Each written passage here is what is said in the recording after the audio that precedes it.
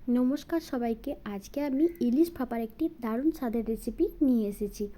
এই রেসিপিটা বানানোর জন্য ইলিশ মাছগুলোকে ভালোভাবে কেটে পরিষ্কার করে ধুয়ে নিয়ে তারপর এর মধ্যে নুন হলুদ ভালো করে মাখিয়ে নিতে হবে। নুন হলুদটা হাতে করে ভালোভাবে মাছের মধ্যে মিশিয়ে নিতে হবে, যাতে এর মধ্যে নুন হলুদ দুটোই ভালোভাবে ঢুকে যায়।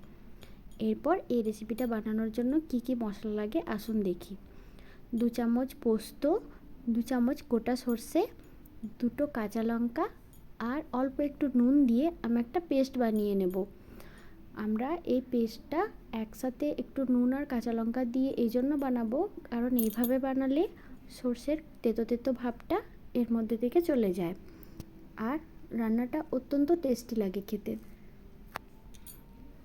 ঝালের ব্যবহারটা আপনারা যেমন খান সেই মতোভাবে করবেন। আমি 2টো কাঁচা লঙ্কা দিয়েছি আর পেস্টটা আমি বানিয়ে নেব। এরপর এই রান্নাটা অত্যন্ত তাড়াতাড়ি হয়ে যায়। ইলিশ মাছ অল্প সময়েই সেদ্ধও হয়ে যায় আর খেতেও খুব সুন্দর লাগে।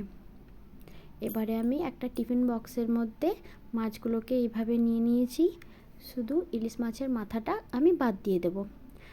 আর যে আমি বানিয়ে রেখেছি পেস্টটা, সেই পেস্টটাকে ছাঁকনির সাহায্যে ছেঁকে নেব। ছাঁকনির সাহায্যে এটাকে ছেঁকে এই পেস্টটার ব্যবহার করলে সর্ষের যে কালো খোসাটা সেটা বাদ চলে যায় আর গ্যাস অম্বলের কোনো ভয়ই থাকে না। এরপর অল্প একটু হলুদ গুঁড়ো, একটু নুন দিয়ে ভালোভাবে এটাকে মিশিয়ে নেব।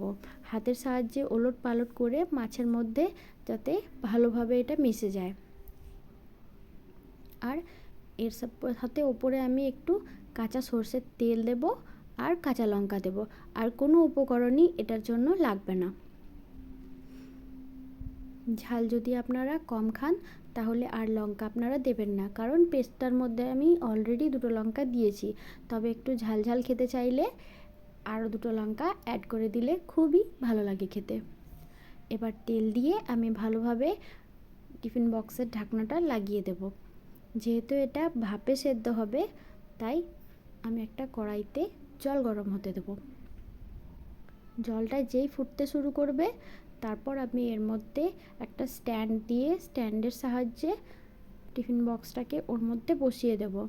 জলটা এমনভাবে দেব যাতে টিফিন বক্সের ঢাকনার ওপরে না ডুবে যায়, ঢাকনার তলা পর্যন্ত জলটা যেন থাকে। আর তারপর টিফিন বক্সটাকে দেবার পর আমি ঢাকনা দিয়ে এটাকে ভাপে সেদ্ধ হতে দেব। গ্যাসের ফ্লেমটা অবশ্যই আমি লো করে রাখবো। ঢাকনার ওপরে যে এই ছিদ্রটা আছে এটাকে আমি একটা কাগজের সাহায্যে বন্ধ করে দেবো, যাতে ভাপটা বাইরে থেকে বেরিয়ে না যায়।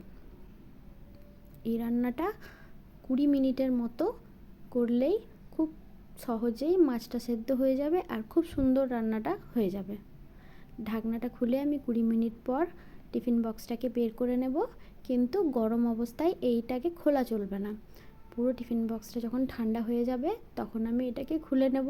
এই দেখুন, রান্না পুরো রেডি হয়ে গেছে আর দেখতেও ততটাই লোভনীয় হয়েছে।